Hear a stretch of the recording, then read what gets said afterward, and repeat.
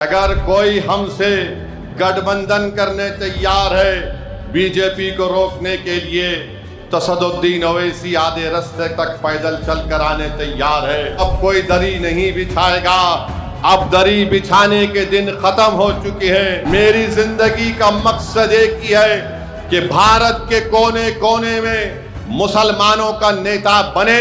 इस बात को जहन नशीन कर लीजिए कि जो कोई आकर ये कहता है कि अगर अल्पसंख्यक समाज मुसलमानों की एक सियासी लीडरशिप बनेगी तो इससे फिरका परस्ती में इजाफा होगा, मैं जिम्मेदारी के साथ कह रहा हूं, ये लोग झूठ बोल रहे हैं। अगर फिरका परस्ती के इस समंदर में आज इस मुल्क को घेरा जा रहा है, जगह जगह पर हमको नुकसान पहुंचाया जा रहा है, तो फिर इसका जिम्मेदार कौन है? इसका जिम्मेदार वही लोग हैं जो पिछले 70 साल से मिल्लत मजलूमा को ये कह कह कर सुलाते रहे और उनको रोकते रहे कि नहीं नहीं, आपकी और हमारी लीडरशिप नहीं हो सकती है, हमको नाम निहात सेकुलर पार्टियों का साथ देना है। बताइए अजीज दोस्तों और बुजुर्गों, हमने 70 साल में हर किसी सियासी जमात के हक में वोट दिया, बताओ हमारा क्या फायदा हुआ? हमारा कोई फायदा नहीं हुआ, हमारा नुकसान बहुत ज्यादा हो गया है। इसीलिए मैं आज आपसे फिर से अपील कर रहा हूं कि मुत्तहदा तौर पर आप अपने वोट का सही इस्तेमाल करते हुए आने वाले असेंबली और विधानसभा के चुनाव में मजलिस इत्तेहादुल मुस्लिमीन के उम्मीदवारों को आप कामयाब करिए। यकीनन हम भी नहीं चाहते कि दोबारा उत्तर प्रदेश में बीजेपी की सरकार बने।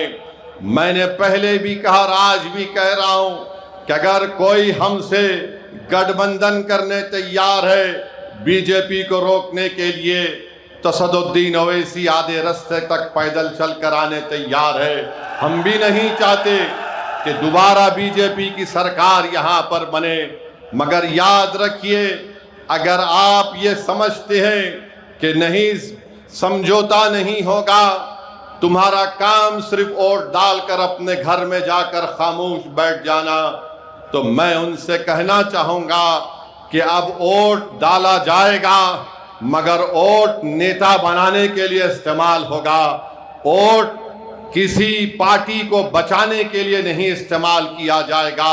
मेरे अजीज दोस्तों और बुजुर्गों, अगर गठबंधन होगा, अलायंस होगा, इज्जत और मान सम्मान के साथ होगा, तो यकीनन असदुद्दीन ओवैसी और मजलिस इत्तेहादुल मुस्लिमीन उस गठबंधन के साथ काम करने को तैयार है।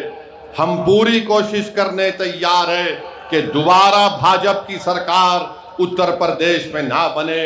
मगर अगर आप ये समझते हैं कि हमारा काम सिर्फ दरी बिछाना है, तो याद रखो अब कोई दरी नहीं बिछाएगा। अब दरी बिछाने के दिन खत्म हो चुके हैं। चाहे वो नौजवान हो, चाहे वो बुजुर्ग हो, या हमारी इज्जतदार माँ और बहनें हैं, वो इस बात को महसूस कर लिए हैं कि अब दरी नहीं बिछाएगी, अब हक की और मान सम्मान की लड़ाई होगी। अब नेता बनाया जाएगा, अब लीडरशिप बनाई जाएगी और ऐसा लीडर बनाया जाएगा जो उत्तर प्रदेश की विधानसभा में जाकर अंधा, गूंगा और बहरा बनकर ना बैठे, बल्कि जब मस्जिदों को शहीद किया जा रहा है तो उनको अपनी जमीन की आवाज पर उस विधानसभा के दरो दीवार को हिला के रखना चाहिए था। मगर आज हम देख रहे हैं कि वो खामोश बैठे हुए।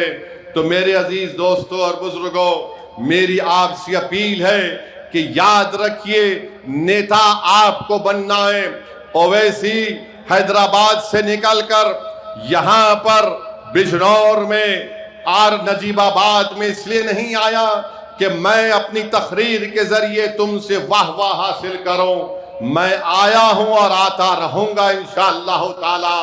अल्लाह जब तक मुझे जिंदा रखेगा, मेरी जिंदगी का मकसद एक ही है कि भारत के कोने कोने में मुसलमानों का नेता बने, जो बनेगा इंशाअल्लाह ताला। जो कोई नाम निहात सेकुलर पार्टी नहीं चाहती, बीजेपी तो मुसलमान को टिकट भी नहीं देती और ये जो अपने आप को सेक्युलर कहती हैं, ये किसी को टिकट देती हैं तो किसी को टिकट देकर गुलाम बनाने के लिए देती है। मजलिस आपसे कह रही है कि तुम गुलाम नहीं बनोगे, तुम कायद बनोगे, तुम हुक्मरान बनोगे, तुम गरीबों की आवाज बनोगे, तुम मजलूमों की ताकत बनोगे। ये मजलिस इत्तेहादुल मुस्लिमीन का पैगाम है।